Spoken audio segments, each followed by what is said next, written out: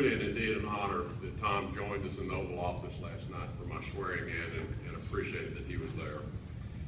Obviously, I also want to recognize and thank all of you here at headquarters of our State Department, the staff and partners around the world who have faithfully performed your duties regardless of who was in charge. It's so important.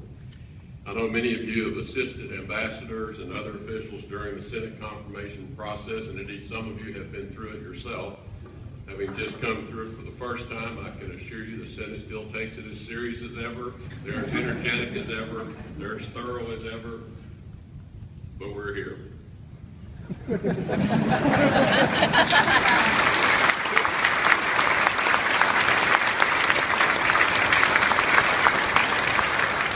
the days and weeks ahead, we're going to have plenty of opportunity to discuss in more detail the goals, the priorities, and the strategic direction for our organization. But for now, I really want to take a few minutes to communicate my high regard for the men and women of the State Department and share with you some principles for all of us to live by as we pursue our shared mission.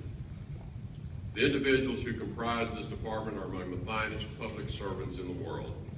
Many of you serve our nation abroad and have served our nation abroad. State Department staffers in the field are not just conduits for policies and plans. You are our emissaries of our nation and the ideals we stand for. When people see you, they see America. When I wake up each morning, the very first thing I ask myself is, are all of our people safe? The safety of every single member of our State Department family, regardless of where he or she is posted, is not just a priority for me. It's a core value, and it will become a core value in this department.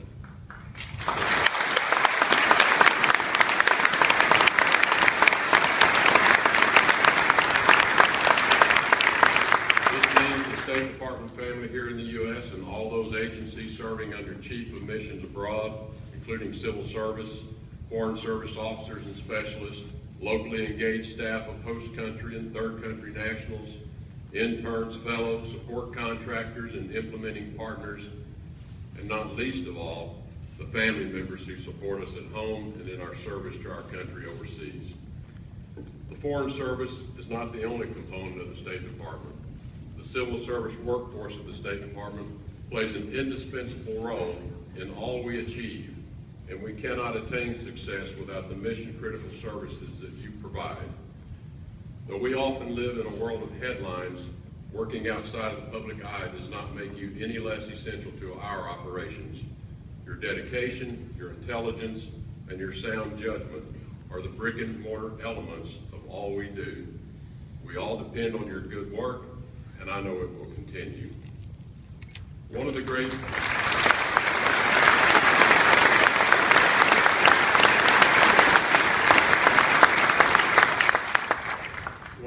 challenges and thrills for the State Department staff is deciding how to confront changing conditions in every corner of the world. And I encourage all of you to use your natural and well-developed skills to adapt to changes here at home as well.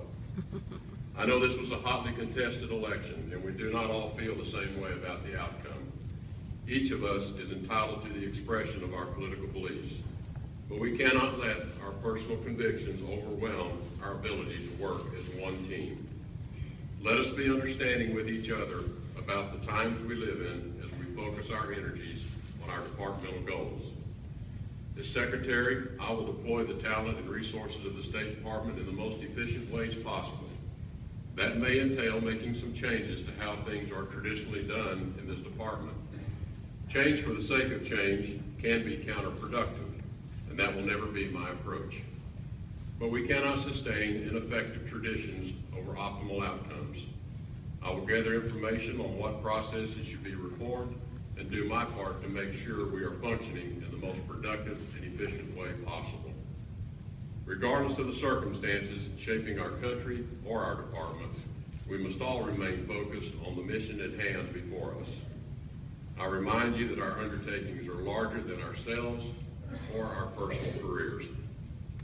Our duty is to faithfully represent our nation in the arena of foreign affairs. If we stay focused on the work before us, I promise I will work to ensure you achieve your own personal success, and your professional satisfaction in what you are doing. For every individual who works for the State Department, I ask that we adopt a few core principles.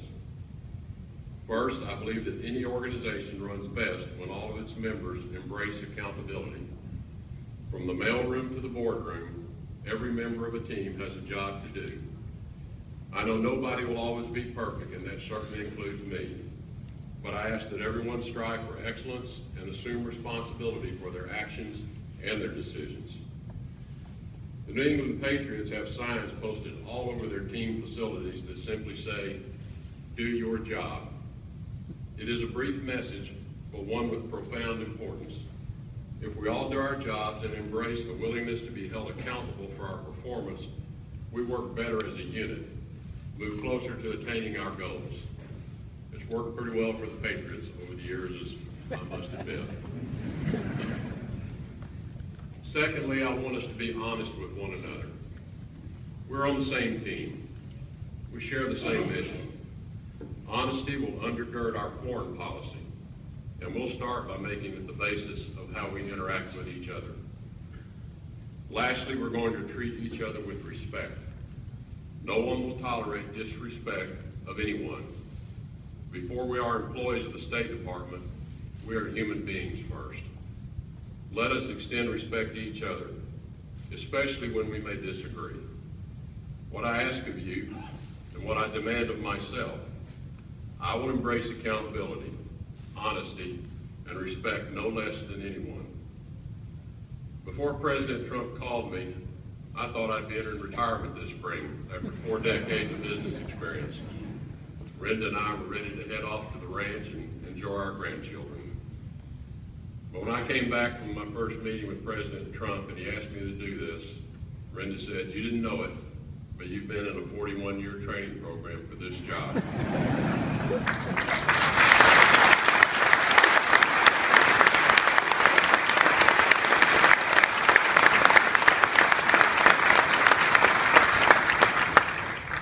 So despite our own dreams, she said, "You're supposed to do this."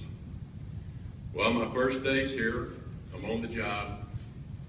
Hi, I'm the new guy.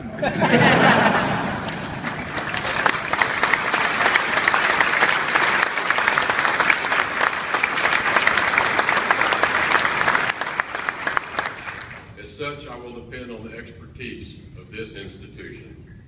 There are over 75,000 members of the State Department workforce, both foreign and civil service employees, with an average of over 11 years of service in the department. I have 25 minutes. You have accumulated knowledge and experience that cannot be replicated anywhere else. Your wisdom, your work ethic, and patriotism is as important as ever. And as your secretary, I will be proud to draw upon all these qualities in my decision making. I ask that you join me in upholding high standards of ethics and professionalism, committing to personal accountability and honesty, and respecting your colleagues. There will undoubtedly be times of victory, but there will also be many times of difficulty. Let's go forward as a team through all of it. Let's make the American people proud of what we do in this building and beyond. Inscribed on the walls in this lobby are the names of fallen Foreign Service personnel who, in the words of Abraham Lincoln, gave their last full measure of devotion. They died in service of causes far greater than themselves. As we move forward in a new era, it is important to honor the sacrifices of those who have come before us and reflect on the legacy that we inherit. In closing, I'm honored to be serving alongside each of you as I serve our nation as the Secretary of State. So now I want to take a moment, pay my respects to those individuals that are memorialized on this wall, and then I look forward to making the rounds and greeting you personally. It may take me a few days, but in all sincerity, I do hope to have the opportunity to shake the hand of every one of you that's here. Thank you so much.